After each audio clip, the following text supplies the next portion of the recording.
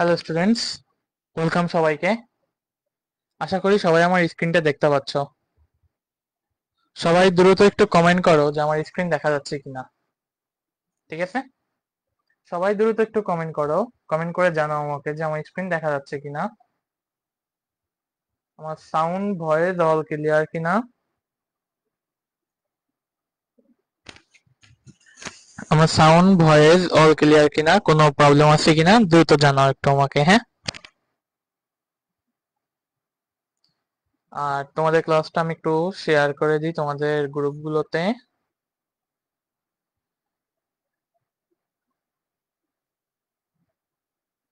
তোমরা দ্রুত আমাকে একটু জানাও।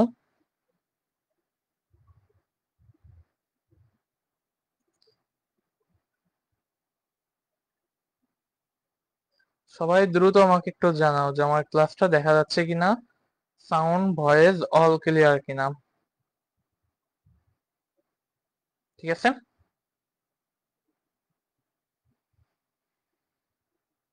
সবাই দ্রুত একটু জানাও যে আমার class sound voice all clear কিনা। ওকে, সবাই দ্রুত একটু জানাও। জি স্যার, অল ক্লিয়ার। হ্যাঁ, থ্যাংক ইউ, থ্যাংক ইউ।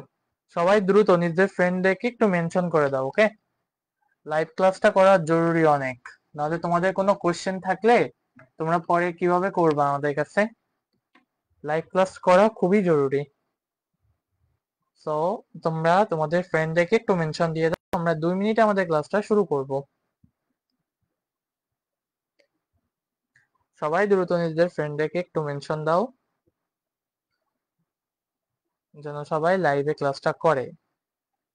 ঠিক আছে, সবাই দ্রুত মেনশন দাও এবং আমরা 2 মিনিটের ভিতর আমাদের আজকে ক্লাস শুরু করব। ওকে, আমরা 2 মিনিটের ভিতর আমাদের আজকের ক্লাসটা শুরু করব।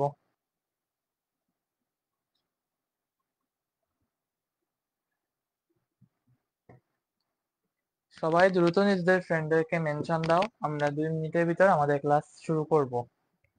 দেখো, আজকে হচ্ছে এই অধ্যায়ের লেকচার নাম্বার 8। ওকে, আজকে হচ্ছে এই অধ্যায়ের 8 নাম্বার লেকচার। এর আগে এর উপর 7টা লেকচার হয়ে গিয়েছে। আজকে হচ্ছে এই অধ্যায়ের লেকচার নাম্বার 8। তো তোমরা বুঝতেই পারতেছো যে আজকে হচ্ছে আমরা এই অধ্যায় শুরু করব লেকচার নাম্বার 8। ও না, আজকে লেকচার নাম্বার 9 না। আচ্ছা, আজকে লেকচার নাম্বার 9, ক্লাস নাম্বার 9 আজকে। ওকে, দাঁড়াও, ক্লাস নাম্বার 9 আজকে। ওকে, হ্যাঁ, এবার ঠিক আছে, ঠিক আছে। ওকে, তো চলো শুরু করা যাক। আমরা 2 মিনিটের ভিতর আমাদের ক্লাসটা শুরু করব। ঠিক আছে, সবাই দ্রুত নিজেদের ফ্রেন্ডদেরকে মেনশন দাও, আমরা 2 মিনিটে আমাদের ক্লাস শুরু করব আজকে। ঠিক আছে, আচ্ছা, ওকে, হ্যাঁ স্যার, আজকে লেকচার 9। হ্যাঁ রিনি, ঠিক আছে, আজকে লেকচার 9। ওই তো আমার লেকচার 8 হয়ে গেছিল ভুল করে আজকে। ঠিক আছে, চলো শুরু করা যাক। আজকে হচ্ছে লেকচার নাম্বার 9। ঠিক আছে, চলো। দেখো, আজকে হচ্ছে আমরা, আমাকে তো চিনোই, পরিচয় নতুন করে দেওয়ার কিছু নাই। আজকে হচ্ছে আমরা কৌণিক পাঠটা শুরু করব। ওকে, আর এর আগে আমরা যে অধ্যায়টা করছি, এই অধ্যায়ের ভিতর 2টা পার্ট আছে, একটা হচ্ছে রৈখিক পার্ট, একটা হচ্ছে কৌণিক পার্ট। ওকে, সো আমরা হচ্ছে আজকে কৌণিক পার্টটা শুরু করব। আজকে হচ্ছে আমরা কৌণিক পার্টটা শুরু করব। তো দেখো, কৌণিক পার্টের ভিতর কি কি আছে।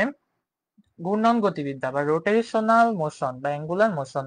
ওকে, আমরা এতদিন যে ক্যালকুলেশন গুলো করছি সব হচ্ছে লিনিয়ার মোশন, অর্থাৎ সরল রৈখিক পথে একটা বস্তু গমন করছে।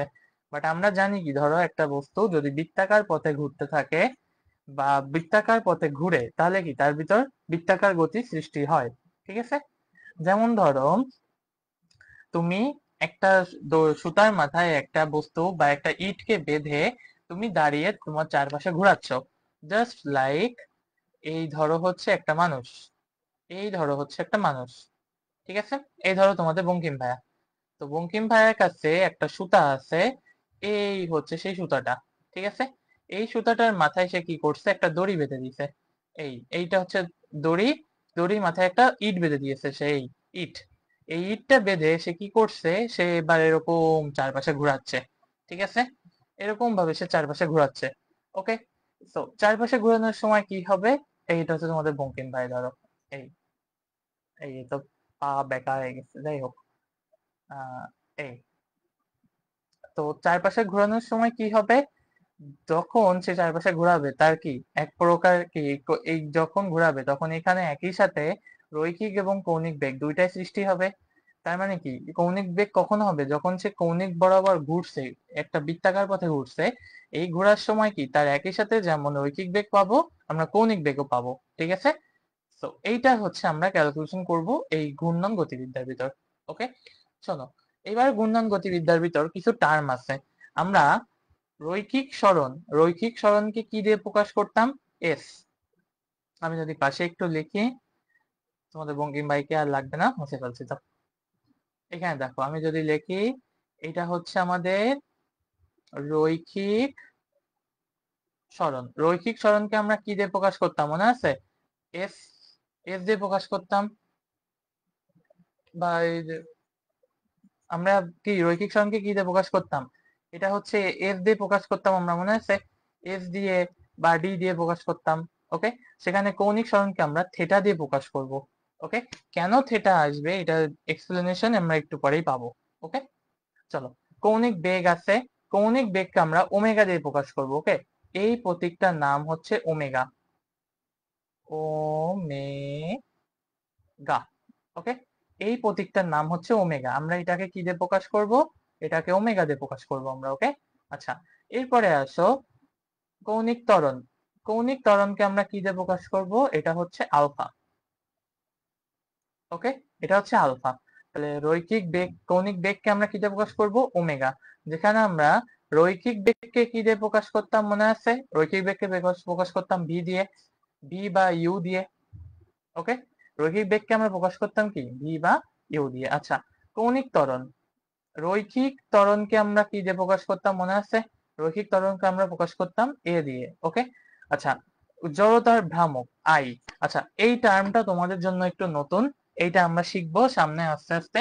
আচ্ছা, কৌণিক ভরবেগ, কৌণিক ভরবেগের জায়গায় আমি যদি বলি রৈখিক ভরবেগ, মনে আছে রৈখিক ভরবেগকে আমরা কি দিয়ে প্রকাশ করতাম, এটা হচ্ছে আমাদের পি। এই টার্মটা আমরা শিখবো, এটা আমাদের জন্য নতুন। ঠিক আছে, এটা আমরা শিখবো। ওকে, আমরা কৌণিক ভরবেগকে কি দিয়ে প্রকাশ করতাম, এটা হচ্ছে কৌণিক ভরবেগকে প্রকাশ করতাম, কৌণিক ভরবেগকে প্রকাশ করব এল দিয়ে, আর রৈখিক ভরবেগকে প্রকাশ করতাম আমরা কি দিয়ে, সেটা হচ্ছে পি দিয়ে। আচ্ছা, বল বা বলের ভ্রামক। আচ্ছা, আমরা রৈখিক বেগ, রৈখিক বলকে কি দিয়ে প্রকাশ করতাম, ধরো আমি যদি লিখি এখানে রৈখিক বল, রৈখিক বল বা সমান্তরাল যদি আমরা বল প্রয়োগ করি সেটাকে আমরা কি এফ দিয়ে প্রকাশ করতাম। সেটা এখানে হয়ে গেছে, এই প্রতীকটার নাম হচ্ছে টাউ। ওকে, এটার নাম হচ্ছে টাউ। ওকে, এটার নাম হচ্ছে টাউ।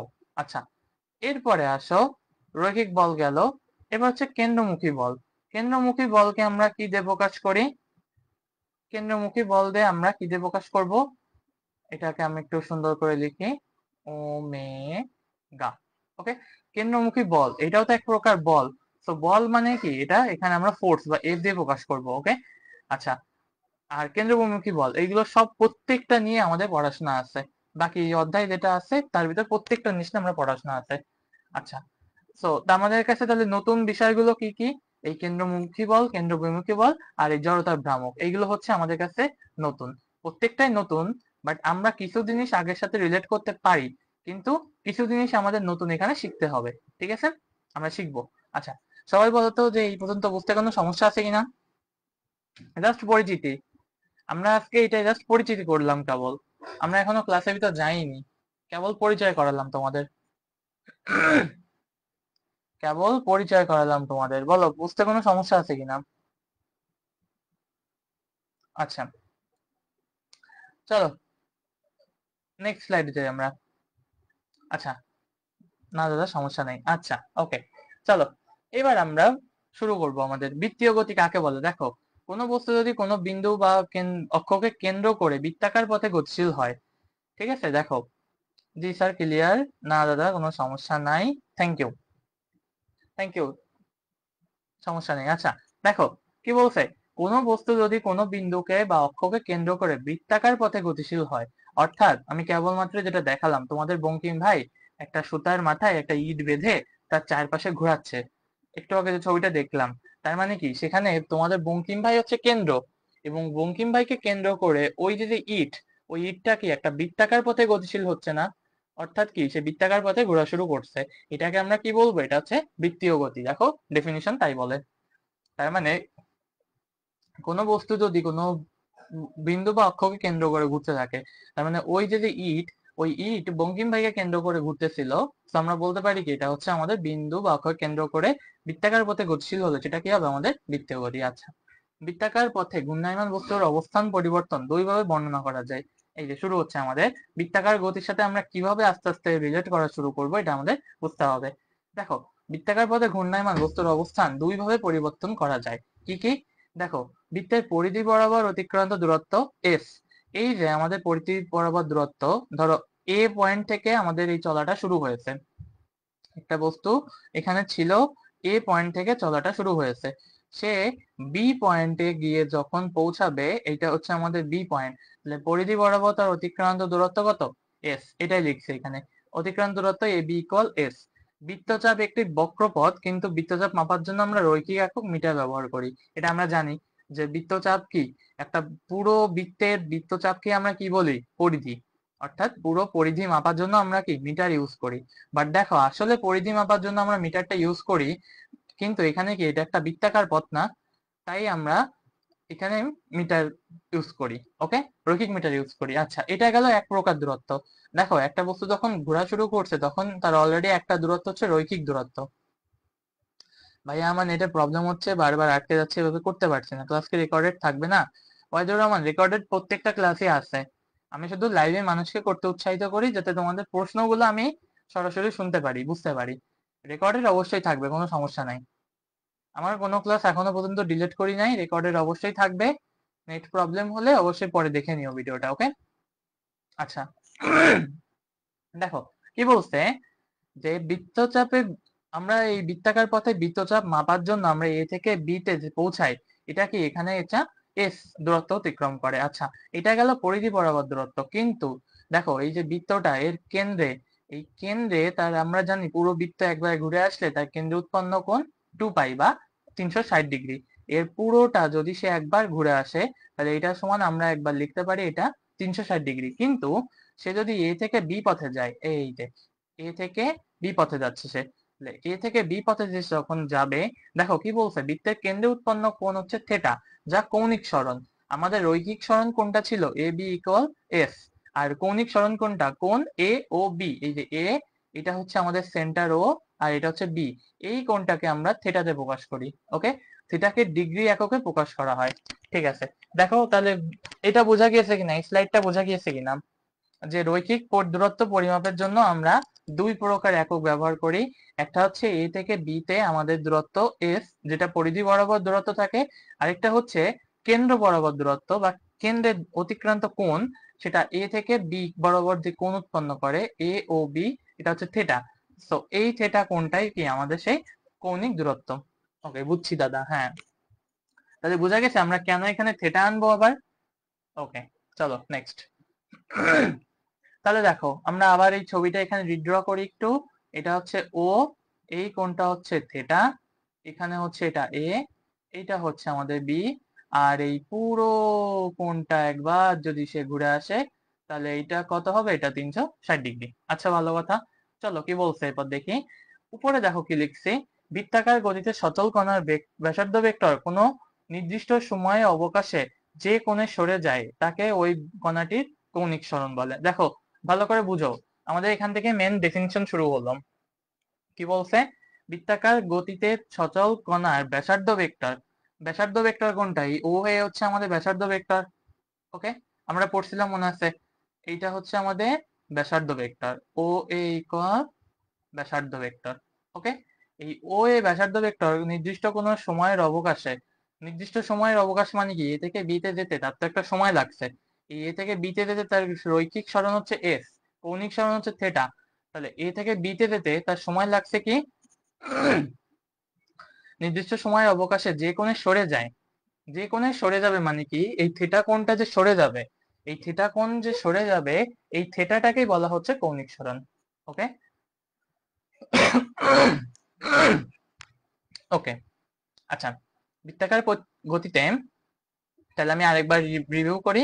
বৃত্তাকার গতিতে সচল কণার ব্যাসার্ধ ভেক্টর কোনো নির্দিষ্ট সময়ের অবকাশে যে কোণে সরে যায়, এ থেকে বি তে কি কোণে সরে যাচ্ছে, এটা থিটা কোণে সরে যাচ্ছে, তাহলে ওই সময়ের অবকাশে কণাটির সরণই হলো কৌণিক সরণ। ওকে, তাহলে এই থিটা হলো কৌণিক সরণ। আচ্ছা, আমরা 9-10-এ হায়ার ম্যাথে একটা টপিক পড়ছি না, রেডিয়ান কোণের সূত্র। এই সবাই কমেন্ট করো তো যে রেডিয়ান কোণের এই সূত্রটা আমরা জানি কিনা। রেডিয়ান কোণ সমান যে চাপ বাই ব্যাসার্ধ, এটা আমরা জানি কিনা বলো তো। রেডিয়ান কোণের সূত্রটা, এটা যে চাপ বাই ব্যাসার্ধ, এটা আমরা জানি কিনা। যেখানে চাপ হচ্ছে এ বি, এ থেকে বি তে চাপ কত, এস, আর ব্যাসার্ধ কোণটা এটা হচ্ছে আর। ঠিক আছে, ব্যাসার্ধ বা রেডিয়াস কত, এটা হচ্ছে আর। ওকে, হ্যাঁ জানি, এই তো সাব্বাস, আমরা জানি তো এটা। রেডিয়ান কোণ সমান কত, চাপ বাই ব্যাসার্ধ। তাহলে এখান থেকে আমরা কি লিখতে পারি, রেডিয়ান কোণ কোনটা, আমাদের থেটা। আমরা এখানে থেটা কোণকে রেডিয়ানে পরিমাপ করব। তাহলে থেটা সমান কি লেখা যাবে, এ বি বাই ও এ। ব্যাসার্ধটা আকার বাদ পড়ে গেছে। ওকে, দেখো তাহলে থেটা সমান কি হবে, এই থেটা সমান এ বি বাই ও এ। এই এ বি, এই এস, এ বি মান কত এস, আর ও এ, এই ও এ বা ও বি দুটোর মানই কত, আর। ঠিক আছে, এই আর বসাই দিলাম। তাহলে থেটা সমান আমরা পাচ্ছি এস বাই আর, তাহলে আমরা বলতে পারি এস সমান কি, আর থেটা। ওকে, থেটা সমান যদি এস বাই আর হয়, তাহলে এস সমান কি বলতে পারি আমরা, আর থেটা। ওকে, আচ্ছা চলো নেক্সট। এরপর কি বলছে, অর্থাৎ রৈখিক দূরত্ব ইকুয়াল কৌণিক দূরত্ব গুণ ব্যাসার্ধ। রৈখিক দূরত্ব হচ্ছে এস, তাহলে এখান থেকে আমরা আমাদের ফর্মুলাটা পাই, এস ইকুয়াল কত, আর থেটা। ওকে, তাহলে এই রৈখিক দূরত্ব সমান কত, এস, কৌণিক দূরত্ব হচ্ছে থেটা, বৃত্তের ব্যাসার্ধ হচ্ছে আর। তাহলে এইটা হচ্ছে আমাদের জন্য ফার্স্ট ফর্মুলা। ঠিক আছে, আচ্ছা এটা এরকম বেকা তারা হয়ে গেল কেন, হ্যাঁ, এটা হচ্ছে আমাদের জন্য ফার্স্ট ফর্মুলা। ওকে, আচ্ছা এরপরে দেখো কি লিখছি, কোন পরিমাপের এসআই একক হলো রেডিয়ান, সংক্ষেপে র্যাড বলা হয়। রেডিয়ানকে সংক্ষেপে কি, র্যাড বলা হয়। ওকে, এটাকে আবার কেউ রাত বলো না, এটা হচ্ছে র্যাড। ওকে, এটা হচ্ছে র্যাড, পড়ার সময় আমরা পড়বো রেডিয়ান। তাহলে এসআই এককের সংক্ষেপে কি বলা হয়, রেডিয়ান, সংক্ষেপে র্যাড বলা হয়। ওকে, আচ্ছা এরপরে দেখো কি বলছে, কোন বৃত্তচাপ ব্যাসার্ধের সমান, কোন বৃত্তের ব্যাসার্ধের সমান বৃত্তচাপ কেন্দ্রে যে কোণ উৎপন্ন করে তাকে কি, এক রেডিয়ান বলা হয়। আচ্ছা, এইটা হচ্ছে এক রেডিয়ানের সংজ্ঞা।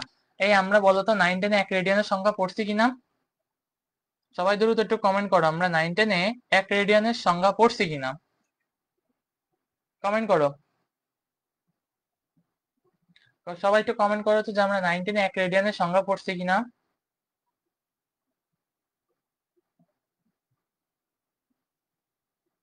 পড়ছি দাদা, হ্যাঁ পড়ছি, রাইট, পড়ছি তো আমরা। আচ্ছা চলো নেক্সট। তাহলে কি এই পর্যন্ত এটা বোঝা গেল। এবার আসো কৌণিক বেগ। এতক্ষণ আমরা ছিলাম কৌণিক সরণ মানে অ্যাঙ্গুলার ডিসপ্লেসমেন্টের ভিতর। ওকে, এতক্ষণ আমরা ছিলাম কৌণিক সরণের ভিতর, এবার আসো কৌণিক বেগ। আচ্ছা, কৌণিক বেগ তাহলে আমরা কি বলতে পারি, যদি রৈখিক বেগকে, রৈখিক বেগ বলছি, কৌণিক সরণকে যদি সময় দিয়ে ভাগ করি তাহলে সেটা কি হবে আমাদের কৌণিক বেগ। স্বাভাবিকভাবে আমরা রৈখিক বেগ সমান কি জানি, রৈখিক সরণ বাই সময়। তাহলে কৌণিক বেগ সমান কি হবে, কৌণিক সরণ বাই সময়, সহজ হিসাব আমাদের। তাহলে দেখো আমাদের কিছু টার্ম এখানে জানতে হবে। প্রথমে কি লিখছে দেখো, রৈখিক গড় কৌণিক বেগ। ওকে, কি বলছে, কোন বিন্দু বা অক্ষকে কেন্দ্র করে বৃত্তাকার পথে চলমান কোন বস্তুর যে কোনো সময় ব্যবধানে গড়ে প্রতি এককে যে কৌণিক সরণ হয়। অর্থাৎ আমি যদি বলি, আমরা আগে এইটা সমান জানি না, এস সমান বিটি, ঠিক আছে, এস সমান বিটি এটা আমরা জানি। এস সমান বিটি থেকে আমরা ভি সমান কি লিখতে পারি, এস বাই টি, এটা আমরা লিখতে পারি। সিমিলার ভাবে আমরা এখান থেকে এই ভি কে আমরা কি দিয়ে রিপ্লেস করব, ওমেগা, ঠিক আছে। ভি আর ওমেগা কিন্তু সেম না, সবাই এটা মনে রাখবা, আমি রিপ্লেস করছি মানে যে ভি আর ওমেগা সেম এমন না। ভি কে আমরা বসাচ্ছি ওমেগার জায়গায়, তাহলে ওমেগা সমান আমরা কি লিখতে পারি, এস। এই এস কে আমরা ডেল এস লিখতে পারি, অর্থাৎ সময় সরণের পার্থক্য বা সময়ের পার্থক্য। তাহলে এই ওমেগা সমান আমরা কি লিখতে পারি, theta by T. Okay, theta by T কে দেখো, যদি সরণের পার্থক্য হয়, অর্থাৎ দুটো সরণের পার্থক্য পাই আমরা, del theta by del t, এইটা হচ্ছে আমাদের গড় কৌণিক বেগ। ওকে, অর্থাৎ এটা নির্দিষ্ট সময় ব্যবধানে নির্দিষ্ট কৌণিক সরণ হলে তার কৌণিক বেগ কত হবে, ওই কৌণিক সরণ বাই সময়। বোঝা গেছে? তাহলে আমি আবার পড়ি সংখ্যাটা। কোনো বিন্দু বা অক্ষকে কেন্দ্র করে বৃত্তাকার পথে চলমান, বৃত্তাকার অবশ্যই বৃত্তাকার পথে চলমান, এই পর্যন্ত কমন সংজ্ঞা। চলমান কোন বস্তুর, এই পর্যন্ত হচ্ছে কমন লাইন, ঠিক আছে। কোন বিন্দু বা অক্ষকে কেন্দ্র করে বৃত্তাকার পথে চলমান কোন বস্তুর, এটা হচ্ছে কমন এই পর্যন্ত। যে কোনো সময়ের গড় যে কোনো সময় ব্যবধান, সময় ব্যবধান মানে কি, ডেল টি, সময় ব্যবধানে গড়ে প্রতি একক সময়ে, গড়ে প্রতি একক সময় মানে কি, গড়ে প্রতি একক সময় মানে ওই ডেল টি পুরোটা দিয়েই ভাগ, সময়ে যে কৌণিক সরণ হয় তাকে বস্তুটির গড় কৌণিক বেগ বলে, ঠিক আছে। আমরা এখান থেকে কি এই ডেফিনিশনটা পাচ্ছি। তাহলে ডেল টি সময়ে কৌণিক ব্যবধান যদি ডেল থেটা হয়, তাহলে সংজ্ঞানুসারে ওমেগা সমান আমরা কি পাবো, del theta by del t, ঠিক আছে। এটা হচ্ছে আমাদের সূত্র। আচ্ছা, এইবার আসে তাৎক্ষণিক কৌণিক বেগ বা মেইন, যেটাকে আমরা কৌণিক বেগ হিসেবে চিনবো, ঠিক আছে। কি বলছে দেখো, সময়ের ব্যবধান শূন্যের কাছাকাছি হলে, অর্থাৎ এই যে ডেল টি, এইটা সময়ের ব্যবধান যদি শূন্যের কাছাকাছি হয়, দেখো সময়ের ব্যবধান যদি শূন্যের কাছাকাছি হয়, তাহলে কোনো বিন্দু বা অক্ষকে কেন্দ্র করে, কোনো বিন্দু বা অক্ষকে কেন্দ্র করে বৃত্তাকার পথে চলমান কোনো বস্তুর, কি বলছি, এইটুকু হচ্ছে কমন কথা, এইটুকু হচ্ছে কমন কথা, ঠিক আছে। সময়ের সাথে কৌণিক সরণের হারকে, সময়ের সাথে কৌণিক সরণের হার, আমরা জানি সময়ের সাথে যদি রৈখিক সরণের হার বা সরণের হার মানে হচ্ছে রৈখিক বেগ, তাহলে সময়ের সাথে যদি কৌণিক সরণের হার হয় তাহলে সেটা কি হবে, আমাদের কৌণিক বেগ হবে, ঠিক আছে। যেমন দেখো আমরা জানি ডেল টি সময়ের ব্যবধানে কোনো বস্তুর কৌণিক সরণ হলে, ডেল থেটা হলে আমরা কেবল পেয়েছিলাম ওমেগা সমান কি, del theta by del t, এখানেও আমরা সেটা পেতাম del theta by del t. কিন্তু কথা হচ্ছে আমাদের এখানে বলে দিয়েছে সময়ের ব্যবধান শূন্যের কাছাকাছি, অর্থাৎ এই যে ডেল টি, এটার লিমিট কত, লিমিট, এটাকে বলা হয় হচ্ছে লিমিট। এইটা আমাদের ফার্স্ট পেপার চ্যাপ্টার 9, ওই যে অন্তরীকরণ আমরা পড়বো তখন আমাদের এই জিনিস পড়ার বিষয়, ঠিক আছে। আমরা যখন অন্তরীকরণ পড়বো এটা আমাদের তখন পড়ার বিষয়। দেখো কি বলছে, তাহলে limit del T tends to zero, আমাদের যে লিমিটটা দেওয়া থাকবে, লিমিট কত মানে তার সীমানা, তার সীমানা কত হতে হবে, অবশ্যই জিরোর কাছাকাছি হতে হবে। Del theta by del T, এই limit del T tends to zero, এই প্রতীকটার জন্যই আমরা একে লিখি কি, del del T of theta. এটার সাথে আমরা অলরেডি পরিচিত আছি, এটা মানে কি, এটা ফুল পার্শিয়াল মানে ফুল ডিফারেন্সিয়েশন। ওকে, আমরা এই টার্মটার সাথে পরিচিত। যেমন দেখো লাস্ট লাইন কি বলেছে, অর্থাৎ গড় কৌণিক বেগের সীমান্তিক মানকে তাৎক্ষণিক কৌণিক বেগ বলা হয়, ঠিক আছে। সীমান্তিক মান মানে কি, এই যে del theta by del t, এটা ছিল একটা ভ্যালু, যদি এর সীমান্তিক মান অর্থাৎ ডেল টি, এটার যদি ভ্যালু টেন্স টু জিরো হয়, del t tends to zero, তার মানে কি এটা সীমানার কাছাকাছি মান। সীমানার কাছাকাছি মান মানে কি, আসলে আমরা তাহলে বলতে পারি সেটা সীমান্তিক মান। তাই আমরা বলতে পারি গড় কৌণিক বেগের সীমান্তিক মানকে কি বলা হয়, তাৎক্ষণিক কৌণিক বেগ। ওকে, সবাই কমেন্ট করো যে এই পর্যন্ত বুঝতে কোনো সমস্যা আছে কিনা, সবাই কমেন্ট করো যে এই পর্যন্ত বুঝতে কোনো প্রবলেম আছে কিনা,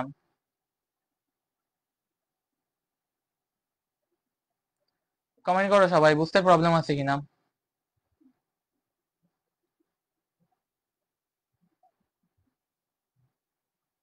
ঠিক আছে, কমেন্ট করো, বুঝছি দাদা, ঠিক আছে।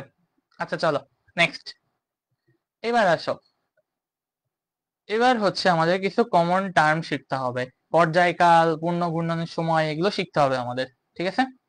দেখো পর্যায়কাল, বিষয়টা হচ্ছে কি, এই যে কৌণিক বেগ, এটা ছিল আমাদের মানে এই যে রৈখিক কৌণিক পার্টটা আমরা পড়তেছি, এটার অর্ধেক পার্ট ছিল ফার্স্ট অফ অল চ্যাপ্টার 3 ভিতর, ঠিক আছে, আমাদের এর আগের চ্যাপ্টার ভিতরেই এর অর্ধেকটা পার্ট ছিল, কিন্তু যেহেতু আমরা শর্ট সিলেবাস ধরে এগোচ্ছি এখনো পর্যন্ত, তো আমরা ধরে নিচ্ছি যে অর্ধেকটা থাকবে না, এই জন্য আমাদের একটু ডিটেলস পড়া লাগতেছে। ওকে, আচ্ছা চলো তাহলে কি বলছেন, পর্যায়কাল। দেখো, পর্যায়কাল কি, বৃত্তাকার পথ সম্পূর্ণ একবার অতিক্রম করে আসতে কণাতে যে সময় লাগবে। অর্থাৎ আমরা জানি একটা বস্তু যদি বৃত্তাকার পথে ঘোরা শুরু করে, এই যে ধরো বৃত্তাকার পথ, এই বৃত্তাকার পথ একবার ঘুরে আসতে কোনো কণার যে সময় লাগবে সেটাকে আমরা কি বলি, পর্যায়কাল। ঠিক আছে, বৃত্তাকার পথ ঘুরে আসতে একটা কণার যে সময় লাগবে তাকে আমরা কি বলতেছি, এটা হচ্ছে পর্যায়কাল। ওকে, আচ্ছা এরপর দেখো তাহলে কি বলছে, পুরো পথটা একবার তাকে ঘুরে আসতে হবে। যদি অল্প সময় লাগতো, বা ধরো আমরা মাঝের একটা সময় বলতাম, লাইক এই ধরো এ আর বি, এটা ধরো এ, এটা হচ্ছে বি, এটা হচ্ছে থেটা, এটা হচ্ছে ও। এ থেকে বি তে আসতে তার ধরো রৈখিক সরণ হচ্ছে এস, আর তার ছোট সময় হচ্ছে টি। তাহলে আমরা এখান থেকে রৈখিক বেগটা পেতাম, আর থেটা মানে আমরা কৌণিক বেগটা বা কৌণিক সরণটা হয়তো পেতাম। কিন্তু তার পুরো পথ একবার ঘুরে আসতে যে সময় লাগবে সেটাকে বলা হচ্ছে টি। টি অর্থ পর্যায়কাল। ওকে, যারা ইংলিশে আছো তাদেরকে বলা হয় এটা হচ্ছে টাইম পিরিয়ড। ওকে, এটাকে বলা হয় হচ্ছে টাইম পিরিয়ড। ওকে, আচ্ছা বৃত্তাকার পথ একবার ঘুরে আসতে কণাটির যে সময় লাগে তাকে ওই বিষয়ে পর্যায়কাল বলে। একে টি দ্বারা প্রকাশ করা হয়। তাহলে টি সময়ে আমাদের কেন্দ্রে উৎপন্ন কোণ কত হচ্ছে, টি সময় কেন্দ্রে উৎপন্ন কোণ এটা হচ্ছে 2 পাই। সে পুরো পথ একবার ঘুরে আসতে তার কত কোণ উৎপন্ন হচ্ছে কেন্দ্রে, 2 পাই। তাহলে সংজ্ঞানুসারে একক সময়ে কেন্দ্রে উৎপন্ন কোণ কত হবে, এটা হচ্ছে 2 পাই/টি। একক সময় কেন্দ্রে উৎপন্ন কোণ হচ্ছে 2 পাই/টি। তাহলে এইটা হচ্ছে আমাদের সেকেন্ড ফর্মুলা। কৌণিক বেগ সমান কত হবে, ওমেগা সমান 2 পাই/টি। ওকে, এটা হচ্ছে আমাদের সেকেন্ড ফর্মুলা, ওমেগা সমান 2 পাই/টি। এটা খেয়াল রাখবা, এটা খুবই ইজি ফর্মুলা, খেয়াল রাখবা। ওকে, ওমেগা সমান 2 পাই/টি। এই পাই হচ্ছে, পাই মানে 3.1416, পাই মানে আমরা যেটা জানি। ঠিক আছে, আচ্ছা পাই মানে আমরা যেটা জানি। ওকে, এরপর দেখো কি বলছে, যে আবার প্রতি সেকেন্ডে একটা পূর্ণ ঘূর্ণন সংখ্যাকে কি বলে, কম্পাঙ্ক। অর্থাৎ কম্পাঙ্ক হচ্ছে, আমরা যদি সহজে বলি, এর আগে আমরা পড়ছি যে বৃত্তাকার পথ ঘুরে আসতে, এই পুরো বৃত্তাকার পথ ঘুরে আসতে, এই পুরোটা বৃত্তাকার পথ ঘুরে আসতে কণার যে সময় লাগবে তাকে বলা হবে টাইম পিরিয়ড। আর এর ঠিক উল্টা টার্ম হচ্ছে কম্পাঙ্ক। অর্থাৎ 1 সেকেন্ডে সে যতটুকু দূরত্ব অতিক্রম করে। ঠিক আছে, 1 সেকেন্ডে সে যতটুকু দূরত্ব অতিক্রম করবে। ওকে, 1 সেকেন্ডে কতটুকু দূরত্ব অতিক্রম, ধরো আমাদের একটা কণা এমন ভাবে যাচ্ছে, এই এই হচ্ছে আমাদের একটা ওয়েভ, সাইনোসয়েডাল ওয়েভ বা সাইন তরঙ্গ আমাদের। আচ্ছা সাইনোসয়েডাল ওয়েভ তোমাদের তো বললে একটু টাফ হয়ে যাবে। আচ্ছা দেখো, এটা ধরো আমাদের একটা তরঙ্গ, এখান থেকে আমরা জানি এই পুরো তরঙ্গ একবার ঘুরে আসতে এটা কত সময় লাগবে, এটা হচ্ছে টি সময় লাগবে। ওকে, এটা হচ্ছে টি সময় লাগবে।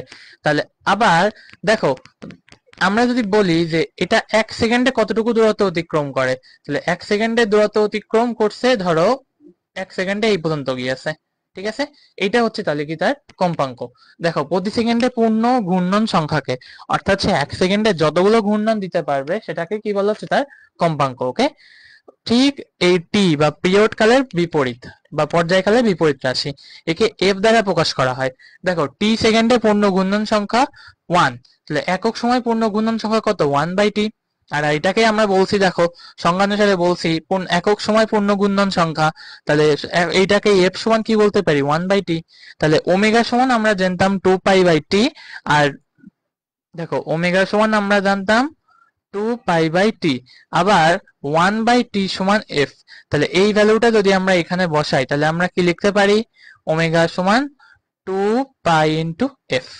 ঠিক আছে, ওমেগা সমান আমরা কি লিখতে পারি, 2 পাই/এফ। এই ছবিটা দরকার নেই, এটা কঠিন হয়ে যাবে মেলা, এটা বাদ। ঠিক আছে, তাহলে আমরা এখান থেকে কি বলতে পারি, ওমেগা সমান 1, এটা ছিল 2 পাই/টি, এটা ছিল 2 পাই/টি। আর আবার আমরা জানি 1/t সমান কত, এফ। তাহলে এই এফ এর ভ্যালু যদি এখানে বসাই দিই তাহলে লিখতে পারি ওমেগা সমান 2 পাই/এফ। ওকে, বোঝা গিয়েছে? আচ্ছা সবাই কমেন্ট করো বোঝা গিয়েছে কিনা, সবাই কমেন্ট করো যে এই পর্যন্ত বুঝতে পারছো কিনা।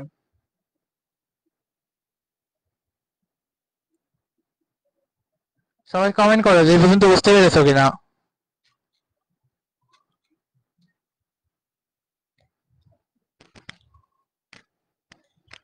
সবাই কমেন্ট করো এই পর্যন্ত বুঝতে পেরেছো কিনা। ক্লিয়ার দাদা, হ্যাঁ হ্যাঁ ঠিক আছে, পারছি, হ্যাঁ থ্যাংক ইউ।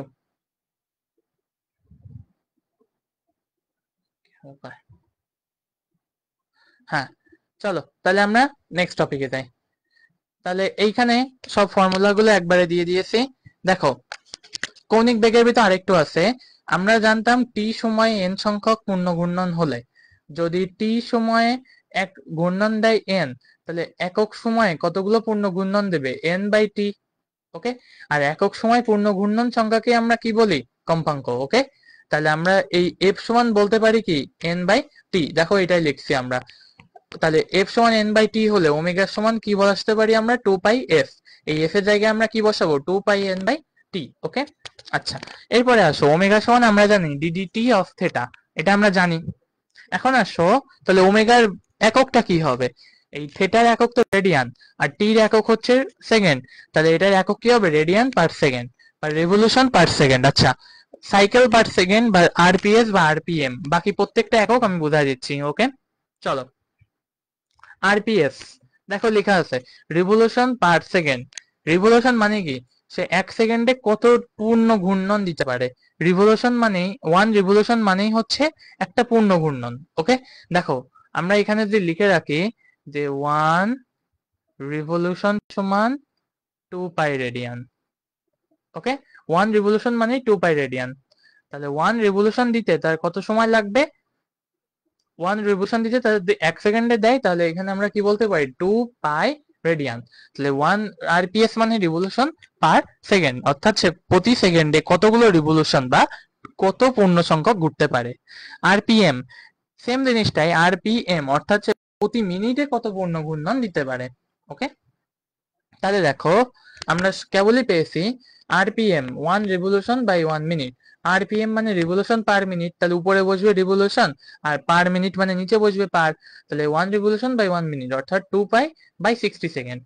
ওয়ান রিভলিউশন সমান টু পাই রেডিয়ান আমরা জানি, আর ওয়ান মিনিট সমান 60 সেকেন্ড এটাও আমরা জানি। টু পাই বাই 60 মানে কত, pi by 30। Two pi radian আর 60 সেকেন্ড, তাহলে এটা আসলো pi by 30 radian per second. আমাদের ম্যাথমেটিক্যালি আমরা এই এককটা ইউজ করব, অলওয়েজ আমরা ম্যাথে এই এককটা ইউজ করব, ম্যাথ ইউজ এটা। ওকে, আবার আসো ওয়ান আরপিএস। আরপিএস মানে রিভলিউশন পার সেকেন্ড। একটা রিভলিউশন দিয়েছে সে এক সেকেন্ডে, তাহলে রিভলিউশনের জায়গায় বসবে টু পাই, ওয়ান সেকেন্ডের জায়গায় বসবে ওয়ান এস সেকেন্ড। তাহলে এখানে কি, ওয়ান রিভলিউশন সমান টু পাই রেডিয়ান, এটা লেখা আছে এখানে। ঠিক আছে, এই যে দেখো লাইনটা লেখা আছে এখানে। তাহলে আসো, এটা মুছে দিই, এখানে লাগবে না। তাহলে দেখো one revolution equal to pi radian, তাহলে টু পাই বাই ওয়ান মানে কত, টু পাই। রেডিয়ান ছিল উপরে, নিচে আসলো সেকেন্ড, তো আমরা লিখতে পারি রেডিয়ান পার সেকেন্ড। ওকে, আচ্ছা তাহলে এটা আমরা পাচ্ছি। আচ্ছা এরপরে আসো আরেকটা ফর্মুলা, সেটা হচ্ছে জানি এস ইকুয়াল আর থেটা। এই এস ইকুয়াল আর থেটা সমীকরণকে আমরা যদি টির সাপেক্ষে ব্যবকলন করি, টির সাপেক্ষে ব্যবকলন অর্থাৎ আমরা এস আর আর থেটা এটা পুরোটাকেই টির সাপেক্ষে ব্যবকলন করব। দেখো এই এস আর থেটা এই সূত্রে এস যেমন পরিবর্তনশীল তেমন থেটাও পরিবর্তনশীল। একমাত্র একটা বৃত্তাকার পথের কি কনস্ট্যান্ট থাকতে পারে, সেটা হচ্ছে ব্যাসার্ধ। একটা বৃত্তাকার পথে কি কনস্ট্যান্ট থাকতে পারে, সেটা হচ্ছে ব্যাসার্ধ। তাহলে আমরা বলতে পারি দেখো ওয়ান রিভলিউশন, তাহলে এখানে DDT of second DDT of S equal V. আমরা যদি সময়কে একবার এই সরণকে একবার সময় সাপেক্ষে ডিফারেন্সিয়েট করি বা ব্যবকলন করি, এটা হচ্ছে ডিফারেন্সিয়েট বা ব্যবকলন, আমরা অলরেডি শিখছি। সময় সাপেক্ষে ব্যবকলন করি, তাহলে সেটাকে লিখতে পারি ভি। আর ডিডিটি অফ আর থেটা, তাহলে ডিডিটি অফ আর থেটা, তাহলে পুরোটাই আর থেটা হলে এই আর হচ্ছে কনস্ট্যান্ট, আমরা জানি কনস্ট্যান্ট থাকলে বাইরে বেরোয় চলে আসে। আর ডিডিটি অফ থেটা মানে হচ্ছে ওমেগা। ডিডিটি অফ থেটা মানে ওমেগা, আমরা একটু আগেই শিখে আসছি না, ডিডিটি অফ থেটা মানে ওমেগা। কই শিখছি, এই যে দেখো শিখছি, এই যে ওমেগা সমান ডিডিটি অফ থেটা, এই যে ওমেগা সমান ডিডিটি অফ থেটা। ঠিক আছে, তাহলে আসে এখানে আমরা কি লিখতে পারি, অর্থাৎ ভি সমান আর ওমেগা। তাহলে ভেক্টর রূপে প্রকাশ করলে কি আসে, ভেক্টর হচ্ছে ভি ওমেগা ক্রস আর। মনে আছে এই সূত্রটা আমরা কোথায় দেখছি? এইটা আমরা কার্লের ভিতর দেখছি, এই ফর্মুলাটা। এটা আমরা কার্লে ম্যাথ করতে গিয়ে দেখছি, মনে আছে? দেখছি আমরা। তাহলে আসো এখান থেকে কি লেখা যায়? রৈখিক বেগ ইকুয়াল কৌণিক বেগ ইন্টু বৃত্তের ব্যাসার্ধ। মনে আছে রৈখিক সরণ কি ছিল? রৈখিক সরণ কি ছিল? রৈখিক সরণ ইকুয়াল কৌণিক সরণ ইন্টু বৃত্তের ব্যাসার্ধ। আর সেটা এখন হয়ে গেছে রৈখিক বেগ ইকুয়াল কৌণিক বেগ ইন্টু বৃত্তের ব্যাসার্ধ। অর্থাৎ বেগ যখনই বের করব কোনো কিছু রৈখিক বেগ, আমরা কৌণিক বেগের সাথে ব্যাসার্ধকে গুণ দিয়ে দেব। যদি কৌণিক সরণ বের করি তাহলে রৈখিক সরণের সাথে ব্যাসার্ধ গুণ দিয়ে দেব। তাহলে আমরা যদি এবার কৌণিক রৈখিক ত্বরণ বের করতে চাই, রৈখিক ত্বরণ এ, তাহলে আমরা কৌণিক বেগ না ইউজ করে কৌণিক সরণ না ইউজ করে কৌণিক ত্বরণ ইউজ করব। কৌণিক ত্বরণের সাথে এবার বৃত্তের ব্যাসার্ধটা গুণ দিয়ে দেব। অর্থাৎ আমরা বুঝতে পারতেছি যে কোনো বৃত্তের ব্যাসার্ধের সাথে রৈখিক যে কোনো মেজারমেন্ট কৌণিক যে কোনো মেজারমেন্ট গুণ দিলে, আমি আবার রিপিট করি, যে কোনো বৃত্তের ব্যাসার্ধের সাথে ওই বৃত্তে যদি ঘূর্ণায়মান থাকে বস্তু, তার সাথে আমরা যে কোনো কৌণিক মেজারমেন্ট যদি গুণ দিই তাহলে আমরা রৈখিক মেজারমেন্ট গুলো পাবো। ওকে, সবাই বলো এই পর্যন্ত বুঝতে পেরেছো কিনা? সবাই কমেন্ট করো এই পর্যন্ত বুঝতে পেরেছো কিনা?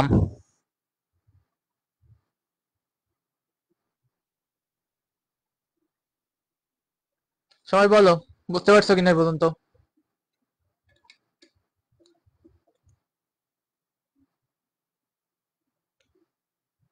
সবাই একটু কমেন্ট করো বুঝতে পারছো কিনা। বুঝছি দাদা, হ্যাঁ, থ্যাংক ইউ, বুঝছি দাদা, বুঝছি, হ্যাঁ, থ্যাংক ইউ থ্যাংক ইউ। চলো নেক্সট। আচ্ছা, এরপরে আসো কি বলছে? কৌণিক বেগ সমদ্রুতিতে বৃত্তাকার পথে ঘূর্ণায়মান বস্তুর ত্বরণ থাকে, ব্যাখ্যা করো। এটা হচ্ছে একটা অনুধাবনমূলক কোশ্চেন। অনুধাবনমূলক কোশ্চেন, আমি এটার অ্যান্সার দিয়ে রেখেছি এখানে, এটা পড়ে নিবা। দেখো, সমদ্রুতিতে ঘূর্ণায়মান বস্তুর ত্বরণ থাকে। সমদ্রুতিতে বৃত্তাকার পথে ঘূর্ণায়মান বস্তুর ত্বরণ থাকে, ব্যাখ্যা করো। কেন থাকে বলছে কি, দেখো, বৃত্তাকার পথে ঘূর্ণায়মান বস্তুর যে কোনো মুহূর্তে রৈখিক বেগের দিক ওই বিন্দুতে অঙ্কিত স্পর্শক বরাবর। অর্থাৎ আমরা যদি একটা বৃত্তাকার পথ আঁকাই, বৃত্তাকার পথে আমি যদি একটা স্পর্শক আঁকাই, এই স্পর্শক বরাবর কি নির্দেশ করে? আমাদের রৈখিক বেগ নির্দেশ করে। ওকে, তো রৈখিক বেগ ধরো যদি এই মোমেন্টে আমি বেগটা আঁকাই, তাহলে এই মোমেন্টের রৈখিক বেগ কোনটা? ভি। ঠিক আছে, যদি আমি প্রত্যেক মুহূর্তে মোমেন্টে বেগ নির্ণয় করতে থাকি, তাহলে প্রত্যেক সময় ভি বেগ কিন্তু সেম, ভি সেম, শুধু দিক আলাদা। দিক যদি আলাদা হয় অবশ্যই তাহলে বেগের ভ্যালু আলাদা হবে। বেগ একটা ভেক্টর রাশি, তাহলে দিক বা মান যদি কোনোটাই একটা চেঞ্জ হতে থাকে তাহলে অবশ্যই কি বেগ দুটো চেঞ্জ হবে। আর দুটো বেগের পরিবর্তনকে আমরা সময় দিয়ে ভাগ করলে কি ত্বরণ পাবো, এটাই লিখছে এখানে। ঠিক আছে, বেগের মান অপরিবর্তিত থাকলেও প্রতি মুহূর্তে বেগের দিক পরিবর্তিত হওয়ায় ত্বরণ থাকে। ঠিক আছে, এই কথাটাই লিখছে এখানে। আচ্ছা, চলো তাহলে এটা যদি আমি ভি1 দিই, এটা যদি ভি2 দিই, তাহলে আমাদের ত্বরণ সমান কি হবে? আমি যদি ভেক্টর রাশি দিই, এটা ভি1 ভেক্টর মাইনাস ভি2 ভেক্টর বাই টি। ওকে, আমাদের আপাতভাবে মনে হতে পারে যে ভি1 আর ভি2 তো সেম, তাহলে এটা কেন এখানে দিতে হবে? দিতে হবে এই কারণে যে এদের দিক কিন্তু আলাদা। দিক যদি আলাদা হয় তাহলে আমাদের অবশ্যই এখানে ভেক্টরের মাধ্যমে সেটাকে প্রকাশ করতে হবে। ওকে, ঠিক আছে, চলো তাহলে নেক্সটে যাই। ওমেগার দিক। আচ্ছা, ডান হাতি স্ক্রু নিয়ম ভেক্টরের ভিতর পড়ছি, কার কার মনে আছে বলো তো? ডান হাতি স্ক্রু নিয়ম ভেক্টরের ভিতর পড়ছি, কার কার মনে আছে? ডান হাতি স্ক্রু নিয়ম ভেক্টরের ভিতর পড়ছি, কার কার মনে আছে?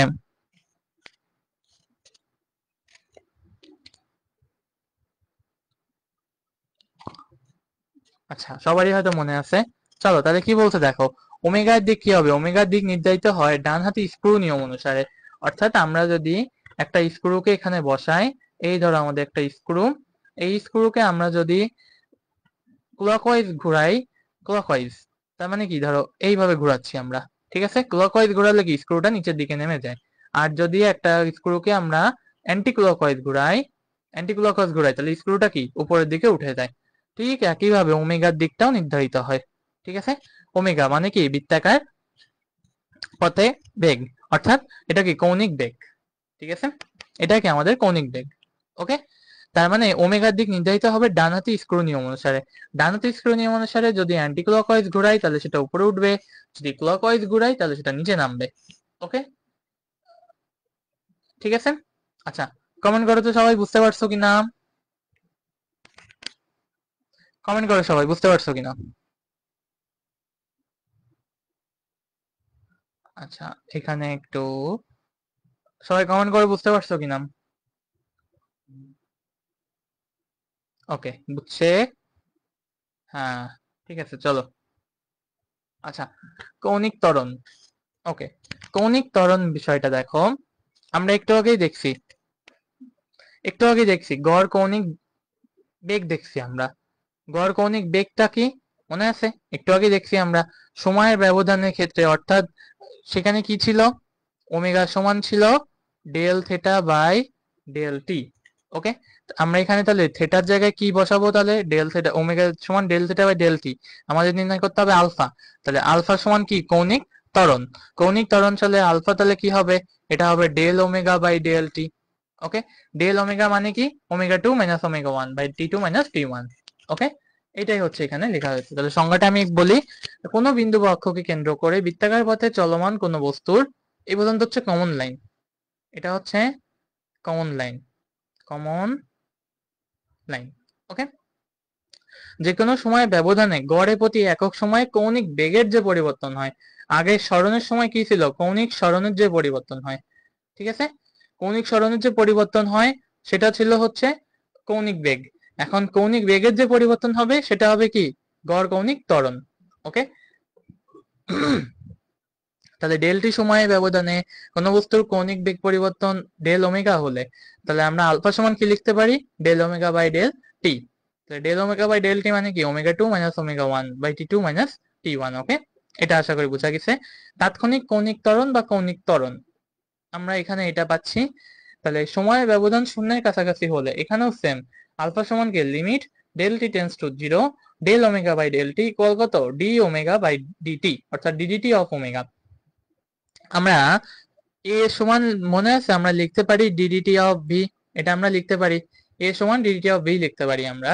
তাহলে এ এর জায়গায় আমরা যদি রিপ্লেস করি আলফা, আলফা দিয়ে আমরা তাহলে এখানে কি লিখতে পারি, ডি ডিডিটি অফ, এটা কি লিখতে পারি ওমেগা। ঠিক আছে, সেম ভাবে আমরা ওমেগা সমান কি লিখছিলাম, ডিডিটি অফ থিটা, মনে আছে, আমরা কেবলই এগুলো শিখে আসছি।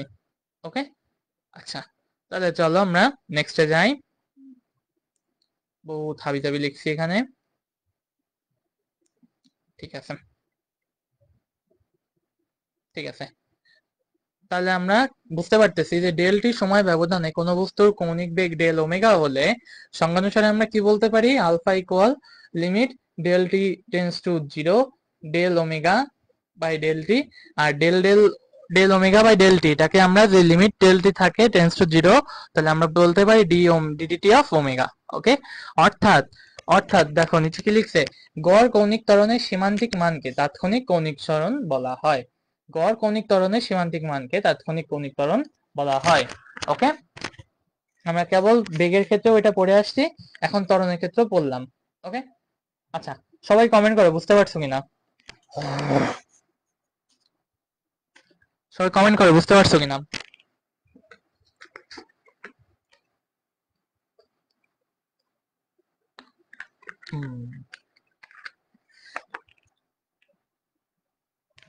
সবাই কমেন্ট করে বুঝতে পারছো, হ্যাঁ বুঝছি। চলো নেক্সট। আচ্ছা, তাহলে দেখো ওমেগা সমান আলফা সমান আমরা কি পাচ্ছি, ডিডিটি অফ ওমেগা, আলফা সমান পাচ্ছি ডিডিটি অফ ওমেগা। তাহলে আলফা একক কি হবে, রেডিয়ান পার সেকেন্ড স্কয়ার। ওকে, আলফার একক কি হবে, radian per second square. Radian per second এটা ছিল ওমেগার একক, রেডিয়ান পার সেকেন্ড স্কয়ার এটা হবে কি আলফার একক। আচ্ছা, এবার দেখো 1 radian per minute square, radian per minute square, খেয়াল করো রেডিয়ান মানে 1 রেডিয়ান উপরে বসবে, আর per minute square, minute square আছে তার মানে কি 1 মিনিট ইন্টু 1 মিনিট, তার মানে 2টো মিনিট বসবে। আর 1 মিনিটে 60 সেকেন্ড, তাহলে আরেকটা মিনিট মানে 60 সেকেন্ড, তাহলে 2 পাই বাই 60 × 60, 1 রেভলিউশন মানে 2 পাই সেকেন্ড, এটা আমরা জানি। তাহলে আমরা এখানে কি লিখতে পারি, pi by 1800 radian per second square. Okay, ঠিক আছে, তাহলে 1 রেভলিউশন পার মিনিট স্কোয়ার, এটা বুঝতে হবে যে রেভলিউশন পার মিনিট থাকলে সেটা শুধু হতো কৌণিক বেগ, রেভলিউশন পার মিনিট স্কোয়ার আছে তার মানে এটা কি হয়ে যাবে, কৌণিক ত্বরণ। ওকে, আচ্ছা এরপরে আসো ভি। ভি সমান আমরা কি জানি, ভি সমান ওমেগা আর, এটা আমরা কেবল শিখে আসছি। এখানে যদি আরেকবার আমরা ডিফারেন্সিয়েট করি, দেখো এই ভি কে যদি ডিফারেন্সিয়েট করি, ভি কে ডিফারেন্সিয়েট করলে আমরা লিখতে পারি ডিডিটি অফ ভি, এটা মানে কত এ, আমরা কেবল শিখছি এটা। আর ডিডিটি অফ আর ওমেগা, এখানে আর ব্যাসার্ধ, ব্যাসার্ধ কি সেম কনস্ট্যান্ট থাকবে, ব্যাসার্ধ কনস্ট্যান্ট যে ওমেগা সেম থাকে, তাহলে আমরা বলতে পারি আর অফ ডিডিটি অফ ওমেগা, অর্থাৎ ডিডিটি অফ আর ওমেগা মানে আর অফ ডিডিটি অফ ওমেগা, যেহেতু কনস্ট্যান্ট বাইরে বেরিয়ে চলে আসবে, ডিডিটি অফ আর বাইরে বেরিয়ে চলে আসবে ডিডিটি অফ ওমেগা, তাহলে আমরা বলতে পারি কি এ সমান আর আলফা, অর্থাৎ ভেক্টর রূপে আমরা কি লিখতে পারি, এ ইকুয়াল আলফা ইন্টু আর, ভেক্টর রূপে এটা। ওকে, এ ভেক্টর, এ হচ্ছে ভেক্টর, আলফাও ভেক্টর, আরও ভেক্টর। ওকে, আশা করি বোঝা গেছে এটা।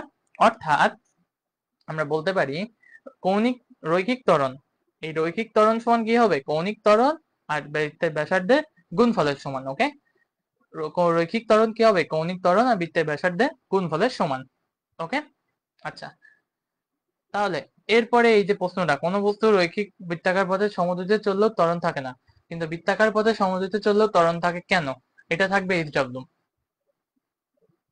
এটা থাকবে এইচ ডাব্লিউ। ওকে, এটা থাকবে এইচ ডাব্লিউ, এটা আমাকে সবাই লিখে হোয়াটসঅ্যাপ করবা, হোয়াটসঅ্যাপ করো বা ইনবক্স করো, আমাকে লিখে সবাই দেখাবা। সবাই পারবা কোশ্চেনটা, বলতো এই পর্যন্ত বুঝতে প্রবলেম আছে কিনা, আর সবাই এটা পারবা কিনা, সবাই একটু কমেন্ট করো তো।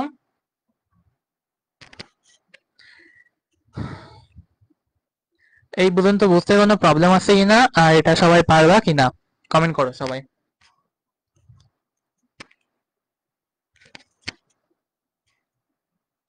এই পর্যন্ত সবাই পারবা কিনা, এটা বুঝতে কোনো সমস্যা আছে কিনা, কমেন্ট করো সবাই।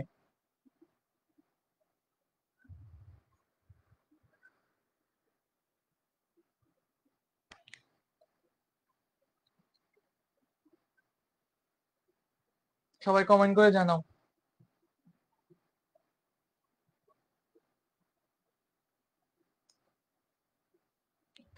হুম, পারবো দাদা, হ্যাঁ থ্যাংক ইউ।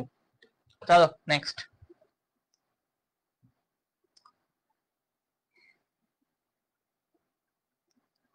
হ্যাঁ পারবো দাদা, হ্যাঁ থ্যাংক ইউ। ওকে, চলো চলো চলো চলো নেক্সট, নেক্সট নেক্সট। তাহলে আমরা এবার এটা শিখবো, রাইট?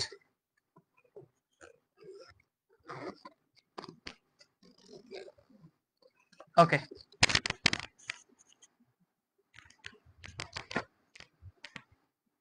ঠিক আছে। হুম,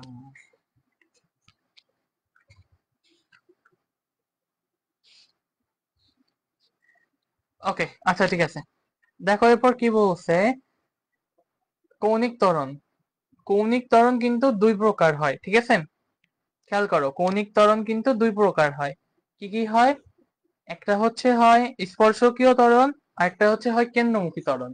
খেয়াল করো, আমি যদি ছবির মাধ্যমে একটু দেখাই, দেখো স্পর্শকীয় ত্বরণ কোনটা, আমার এই যে যে বেগ, স্পর্শকীয় বেগ, আমি যে স্পর্শক বরাবর বেগটা আঁকাই, এটা হচ্ছে আমাদের স্পর্শকীয় ত্বরণ, তাহলে এটা হবে আমাদের স্পর্শকীয় ত্বরণ। আর একটা হচ্ছে স্পর্শকীয় বাদে একটা হচ্ছে কেন্দ্রমুখী, অর্থাৎ আমাদের এই যে বস্তুটা ঘুরছে, এই বস্তুটা তার কেন্দ্রের দিকে একটা ফোর্স প্রয়োগ করছে, বল প্রয়োগ করছে, আর যেখানে বল প্রয়োগ থাকবে অবশ্যই সেখানে ভর দিয়ে ভাগ করলে একটা ত্বরণ পাবো, এটা হচ্ছে কেন্দ্রমুখী ত্বরণ।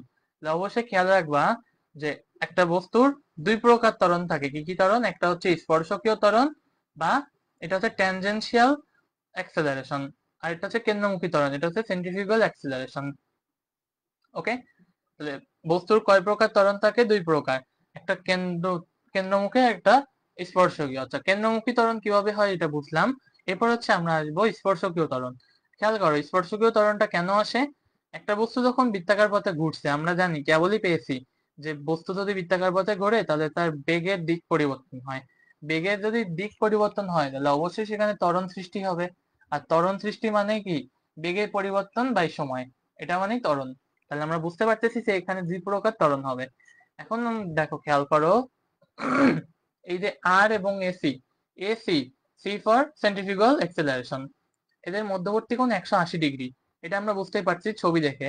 তাহলে এরা সর্বদা কি পরস্পর বিপরীতমুখী, এটা আমরা জানি। এখানে দেখতে পাচ্ছি আর এবং এসি এদের মধ্যবর্তী কোণ 180, তাহলে এরা কি সর্বদা বিপরীতমুখী। ওকে, আচ্ছা, এবার আমাকে ছবি দেখে বলো। তাহলে এখান থেকে যদি আমি বলি, এই যে এসি এবং এটি, এই দুইটার মধ্যবর্তী কোণ কত? এটা হচ্ছে 90 ডিগ্রি। ওকে, তাহলে দুটাই ভেক্টর রাশি। তাহলে আমাদের ভেক্টর রাশি এ, যদি দুটো ভেক্টর রাশি হয় তাহলে এদের লব্ধি কত হবে মনে আছে? ভেক্টরের লব্ধি কত ছিল আমাদের? এসি স্কোয়ার প্লাস এটি স্কোয়ার প্লাস 2 × এসি ইন্টু এটি ইন্টু কস আলফা। ওকে, আচ্ছা, এখানে থেটা দিই, এখানে থেটা দিই,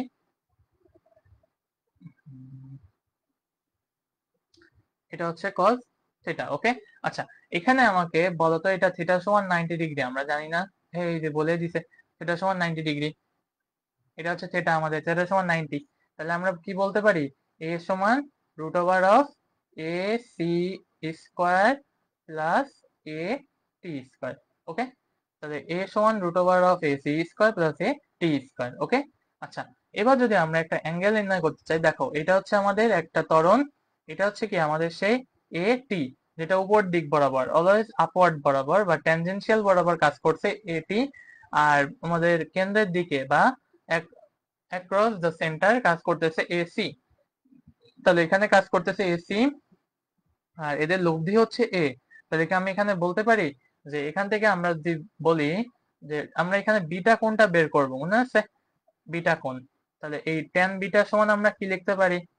দেখো, ট্যান বিটা সমান, যার সাথে অ্যাঙ্গেল সে নিচে বসবে সিঙ্গেল, তাহলে এসি নিচে সিঙ্গেল, এ সি প্লাস, আর বাকি থাকে কি? এ টি। আর ট্যান কে ভাঙলে কি পাওয়া যায়? সাইন আর কস। তাহলে উপরে কি পাবো আমরা? উপরে পাবো আমরা A T sine theta by A T cos theta. Okay, দেখো তো সাইন থেটা, এই থেটার মান কত? 90 না? এই যে আমাদের থেটার মান 90 ডিগ্রি, এই যে আমরা এখান থেকে পাচ্ছি থেটার মান 90। তাহলে আমরা এখান থেকে ট্যান বিটা সমান কি বলতে পারি? এ টি বাই এ সি। ওকে, কারণ cos থিটা cos 90 মান 0, তার মানে নিচে শুধু এসি, আর উপরে sin থিটা sin 90 মান 1, তাহলে এটি বাই এসি। এইভাবে আমি যদি এখান থেকে tan আলফার মানটা বের করি, তাহলে আমি এখানে কি লিখতে পারি? এটা হচ্ছে এসি বাই এ টি। ওকে, আশা করি এটা বোঝা গেছে। তাহলে tan আলফা tan বিটা এবং একই সাথে আমাদের ত্বরণটাও বের করার, এটা হচ্ছে লব্ধি ত্বরণ, এটা হচ্ছে, এটা হচ্ছে লব্ধি ত্বরণ। ওকে, এটা লব্ধি ত্বরণ। আচ্ছা, তাহলে সবাই কমেন্ট করো যে এটা বুঝতে পারছো কিনা। সবাই কমেন্ট করো যেটা বুঝতে পারছো কিনা। সবাই কমেন্ট করো যে এই পর্যন্ত বুঝছো কিনা।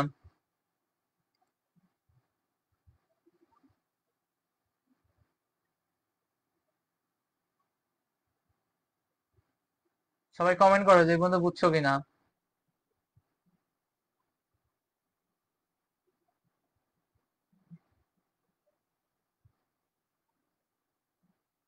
কই?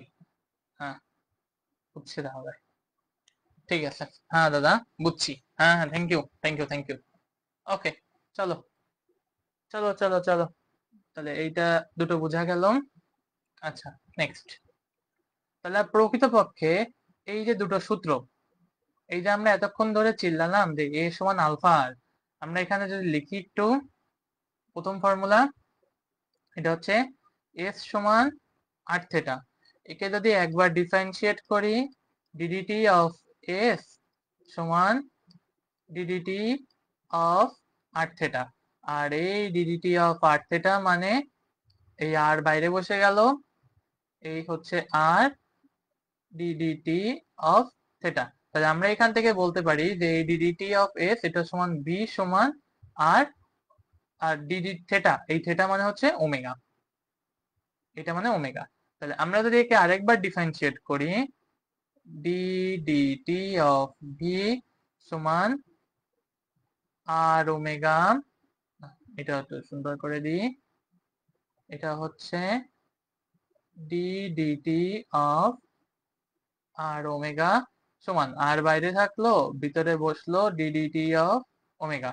তাহলে ডিডিটি অফ ওমেগা, এটা ডিডিটি অফ ভি মানে হচ্ছে এ, আর নিচে আমরা পাচ্ছি হচ্ছে এটা হচ্ছে এ, এটা আর into d d t of omega, omega মানে হচ্ছে আলফা। এই যে যে আমরা এ সমান আর আলফা পাচ্ছি, এটা হচ্ছে আমাদের মূলত স্পর্শকীয় ত্বরণ বা ট্যানজেনশিয়াল এক্সেলারেশন। এটি, এটা হচ্ছে স্পর্শকীয় ত্বরণ বা ট্যানজেনশিয়াল এক্সেলারেশন। ওকে, এটি আলফা আর, আর এসি কেন্দ্রমুখী ত্বরণ, এটা সূত্র মুখস্থ রাখতে হবে। এটা কোনো ই নাই, এটার প্রমাণটা আছে চ্যাপ্টার 3 তে, যেটা আমাদের এখনো অব্দি নাই শর্ট সিলেবাসে। যদি থাকে আমি করাবো প্রমাণ, ঠিক আছে? এটা আমাদের শর্ট সিলেবাসে নাই এখনো, এটা প্রমাণটা থাকলে আমিই করাবো শর্ট সিলেবাসে, ঠিক আছে? আচ্ছা, তোমাদের শর্ট সিলেবাস দেয়নি এখনো, আবার কেউ ভেবে বসো না যে আমি শর্ট সিলেবাস কেন বলতেছি। তোমাদের শর্ট সিলেবাস এখনো দেয়নি কিন্তু, ঠিক আছে? আচ্ছা, তবে দেশের যা পরিস্থিতি তাতে দেওয়া সম্ভাবনা আছে। দেখো, এসি এটা হচ্ছে কেন্দ্রমুখী ত্বরণ, এটা সমান আমরা কি বলতে পারি, ওমেগা স্কয়ার ইন্টু আর, অর্থাৎ কেন্দ্রমুখী ত্বরণ সমান ওমেগা স্কয়ার ইন্টু আর, ওমেগা স্কয়ার আর মানে ভি স্কয়ার বাই আর। এটা হচ্ছে পর্যায়বৃত্ত গতির একটা সূত্র। ওকে, এটা মুখস্থ রাখতে হবে। এখানে ওমেগা সমান হচ্ছে কৌণিক কম্পাঙ্ক বা কৌণিক বেগ, আর হচ্ছে ব্যাসার্ধ ভেক্টর, ভি হচ্ছে রৈখিক বেগ, আলফা হচ্ছে কৌণিক ত্বরণ, ঠিক আছে? আচ্ছা, তাহলে কমেন্ট করো সবাই বন্ধু বুঝছো কিনা।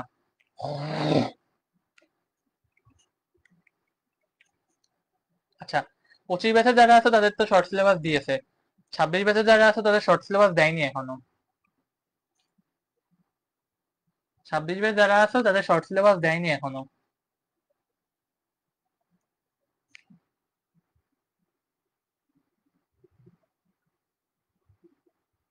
বুঝছি দাদা, হ্যাঁ, ঠিক আছে। তাহলে দেখো, ঘূর্ণন গতিবিদ্যা, রোটেশনাল মোশনের সূত্রগুলো কি কি? এক নাম্বার হচ্ছে কৌণিক সরণের ফর্মুলা হচ্ছে থিটা ইকুয়াল ওমেগা টি। ওকে, কৌণিক বেগের ফর্মুলা হচ্ছে omega equal 2 pi by T. একবার ঘূর্ণনের জন্য যদি এন বার পূর্ণ ঘূর্ণন সম্পন্ন হয়, অর্থাৎ এন পাক ঘোরে, তাহলে এটা কি হবে 2 পাই এন বাই টি। আর যদি এন বাই টি সমান এফ হয় তাহলে 2 পাই ইকুয়াল ওমেগা ইকুয়াল 2 পাই এফ। এর প্রত্যেকটা ফর্মুলা আমরা জানি, এই পেজে কোনো সমস্যা নাই, ঠিক আছে? ওমেগা সমান হচ্ছে ডিডিটি অফ থেটা, তাহলে del del theta by del t, অর্থাৎ limit del T tends to 0 del theta by del t, ঠিক আছে? আচ্ছা, কৌণিক ত্বরণ, কৌণিক ত্বরণের ফর্মুলা কি? Alpha equal omega by t, অর্থাৎ ডিডিটি অফ ওমেগা, মাত্রা হচ্ছে টি স্কয়ার টি টু দি পাওয়ার -2। মনে রাখবা, আমাদের কৌণিক কোণ রেডিয়ান, রেডিয়ানের কোনো মাত্রা নেই, রেডিয়ানের কোনো মাত্রা নেই, ঠিক আছে? রেডিয়ানের কোনো মাত্রা নেই, এটা সবাই ভালো করে মাথায় ঢুকায় নাও, ঠিক আছে? আমি এখানে একটু দিয়ে দিলাম একটা বক্স, ঠিক আছে? আশা করি এটা বোঝা গেছে। এটা একক হচ্ছে রেডিয়ান পার সেকেন্ড স্কয়ার। ওকে, চলো তাহলে আমরা এটা থেকে দুটো তিনটে ম্যাথ দেখবো, একটু দেখে আজকে ক্লাস শেষ করে দেবো, ঠিক আছে? ওকে, চলো, কি বলছে দেখো, বৃত্তাকার পথে ঘূর্ণনরত একটি বস্তুর সরণ থিটা ইকুয়াল টি স্কয়ার প্লাস 2। আচ্ছা, বলছে শুরু থেকে 2 সেকেন্ডে গড় কৌণিক বেগ কত? শুরু থেকে 2 সেকেন্ডে গড় কৌণিক বেগ কত? খেয়াল করো, গড় কৌণিক বেগ 2 সেকেন্ডের জন্য গড় কৌণিক বেগ ওমেগা, ওমেগা সমান কি ছিল মনে আছে? Del theta by del t, এটা হচ্ছে আমাদের গড় কৌণিক বেগ। তাহলে যখন 2 সেকেন্ডের জন্য, এটা সমান কি লিখতে পারি আমরা? θ2 minus θ1 by t2 minus t1, ঠিক আছে? তাহলে আমরা এখানে লিখি, দেখো যখন t1 সমান 0 তখন θ1, তখন θ1 সমান কত হবে? 0 প্লাস 2 সমান কত? 2। আর যখন t2 সমান হচ্ছে 0 তখন θ2, এটা সমান কত হবে তাহলে? সরি t2 সমান 0 কেন হবে, t2 সমান 2, শুরু থেকে 2 সেকেন্ড, তার মানে t2 সমান কত হবে, এটা হচ্ছে 2, এখানে লিখি এটা 2 সেকেন্ড, 2 সেকেন্ড, এটা হচ্ছে 0 সেকেন্ড, এটা হচ্ছে 2 সেকেন্ড, তখন θ2 সমান কত হবে, 2 স্কয়ার মানে কত, 2 স্কয়ার প্লাস 2 মানে কত, 6। ওকে, তাহলে আসো ওমেগা সমান আমরা কি লিখতে পারি, এটা হচ্ছে θ2, θ2 এর ভ্যালু কত, 6 মাইনাস 2 বাই নিচে t2 এর মান কত, t2 হচ্ছে 2 মাইনাস 0, এটা সমান কত, 6 মাইনাস 2 মানে 4/2 মানে কত, 2 রেডিয়ান পার সেকেন্ড। ঠিক আছে, এটা হচ্ছে 1 নাম্বারটার অ্যান্সার। আচ্ছা, 2 নাম্বারটা কি বলছে, 3 সেকেন্ডে কৌণিক বেগ কত। আচ্ছা, আমার এই দাগটা সমান হয় না, হ্যাঁ এবার হয়েছে, কি বলছে, 3 সেকেন্ডে কৌণিক বেগ কত। আচ্ছা, 3 সেকেন্ডে কৌণিক বেগ, যখনই গড় শব্দটা উল্লেখ নেই, তোমাকে তাহলে ডিফারেন্সিয়েট করতে হবে এখানে। এই ওমেগা সমান আমরা কি জানি, ডি ডিডিটি অফ থেটা, তাহলে এখানে ডি ডিটি, তাহলে থেটা সমান কত হবে, থেটা সমান হচ্ছে টি স্কয়ার প্লাস 2। ওকে, থেটা সমান যদি টি স্কয়ার প্লাস 2 হয়, তাহলে আমরা এখান থেকে দেখো d dt of t square plus d dt of 2। Okay, d dt of t square মনে আছে, এটা তাহলে ফর্মুলা কি, t1 ইজ ইকুয়াল টু 0 কেন ভাইয়া, ওই যে বলছে শুরু থেকে 2 সেকেন্ড, শুরু কত 0 থেকে, শিভা শুরু হচ্ছে 0 থেকে, তুমি যদি 0 থেকে শুরু না করো তাহলে তোমার কি 2 সেকেন্ড পর্যন্ত যেতে পারবা, তোমার শুরু তো 0 থেকে, শুরু থেকে বলছে যে, তাই t ইকুয়াল 0, t1 ইকুয়াল 0। ওকে, আচ্ছা আসো, এবার বলছে দেখো তাহলে ডিডিটি অফ টি স্কয়ার মনে আছে, এটার ফর্মুলা হচ্ছে 2t, আর ডিডিটি অফ 2 যেহেতু কনস্ট্যান্টের সাপেক্ষে ডিফারেন্সিয়েশন, সো এটা হবে কি 0, তাহলে ওমেগা সমান হচ্ছে 2t, তাহলে টি সমান যখন 3 সেকেন্ড, তখন আমাদের ওমেগা ভ্যালু কত হবে, 2 ইন্টু 3 মানে কত, 6 radian per second, radian per second. ঠিক আছে, আচ্ছা সবাই কমেন্ট করো, এই পর্যন্ত বুঝছো কিনা, সবাই কমেন্ট করো যে পর্যন্ত বুঝছো কিনা, এই যে আজকের পড়ার উপরেই গরম গরম ম্যাথ,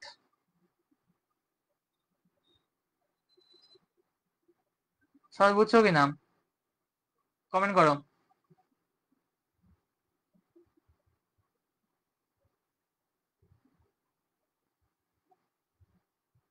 বুঝছি, হ্যাঁ থ্যাংক ইউ। আচ্ছা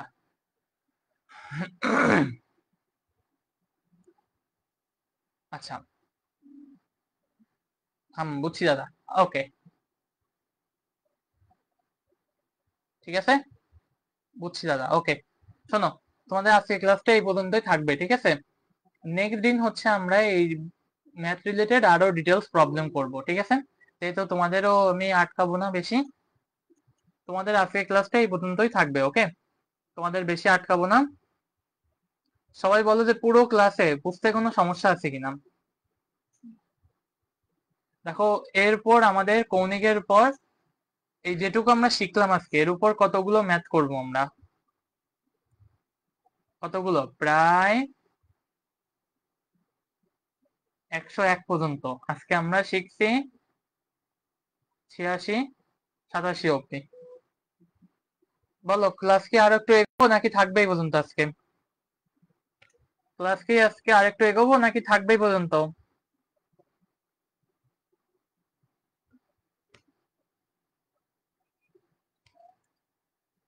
ক্লাস কি আর একটু এগোবো নাকি থাকবে এই পর্যন্ত, বলো, তোমাদের কথা শুনে এগোবো, ক্লাস কি থাকবে না এগোবো,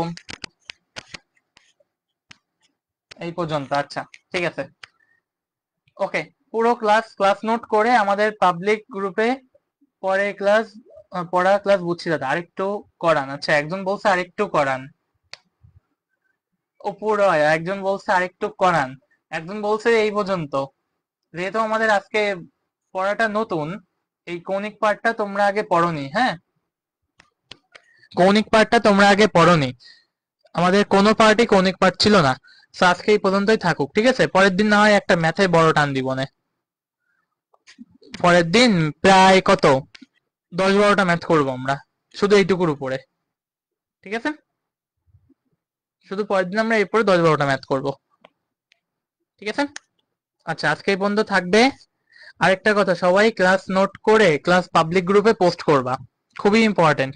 আমাদের পাবলিক গ্রুপে পোস্ট করবা ক্লাস নোট, ক্লাসের রিভিউ দিবা, ক্লাস কেমন লাগছে অবশ্যই জানাবা, ঠিক আছে? অবশ্যই পাবলিক গ্রুপে নোট পোস্ট করবা, যার নোট ভালো হবে সে পাবে আমাদের তরফ থেকে গিফট, ঠিক আছে? সবাই ভালো থাকো, সুস্থ থাকো, ক্লাস নোট পোস্ট করবা অবশ্যই পাবলিক গ্রুপে, আর স্টে কানেক্টেড উইথ সায়েন্স ভাইয়া। ওকে, থ্যাংক ইউ সবাইকে।